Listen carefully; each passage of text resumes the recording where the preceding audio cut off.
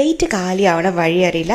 ഇത് നിങ്ങൾ ഒരു തവണ ട്രൈ ചെയ്തിട്ടുണ്ടെങ്കിൽ കണ്ടാല് കട്ട്ലറ്റിന്റെ അപരനാണെന്ന് തോന്നുമെങ്കിലും ഒരു സൈഡിൽ ചായ തിളയ്ക്കുന്ന സമയം കൊണ്ട് നമുക്ക് പെട്ടെന്ന് തട്ടിക്കൂട്ടാൻ പറ്റിയിട്ടുള്ള ഒരു അടിപൊളി ബ്രെഡ് കൊണ്ടുള്ള സ്നാക്കാണ് കേട്ടോ ഇത്. ആദ്യം 3 മുട്ട വേണം, 1 table spoon crushed chilli, 3/4 table സ്പൂണോളം ginger garlic paste, 1/2 teaspoon chicken masala, 1/2 ടീസ്പൂണിന് താഴെ ഉപ്പ്, പിന്നെ കറിവേപ്പിലയോ മല്ലിയിലയോ ഇതുപോലെ ചോപ്പ് ചെയ്തത് കേട്ടോ. നല്ലപോലെ മിക്സ് ചെയ്തിട്ട് വെച്ചോളോ. ഇനി ബ്രെഡ് വേണം. ഓരോന്നായിട്ട് എടുത്തിട്ട് ഒന്നുകിൽ കുക്കി കട്ടർ യൂസ് ചെയ്യുക, അല്ലെന്നുണ്ടെങ്കിൽ ഇതുപോലെ നല്ല ഷാർപ്പായിട്ടുള്ള എഡ്ജുള്ള എന്തെങ്കിലും വെച്ചിട്ട് നല്ലോണം പ്രസ് ചെയ്ത് നിങ്ങൾക്ക് ഇഷ്ടമുള്ള ഷേപ്പിൽ കട്ട് ചെയ്തെടുക്കാം കേട്ടോ. ഈ ബാക്കി വരുന്ന ബ്രെഡ് ഉണ്ടല്ലോ, ഇത് കളയണ്ട കേട്ടോ. ഇത് നിങ്ങൾക്ക് ബ്രെഡ് ക്രംസ് ഉണ്ടാക്കാനായിട്ട് യൂസ് ചെയ്യാൻ പറ്റും. ഇത് നല്ല ഭംഗിയിൽ റൗണ്ടായിട്ട് നമ്മൾ കട്ട് ചെയ്തെടുത്തിട്ടുണ്ട്.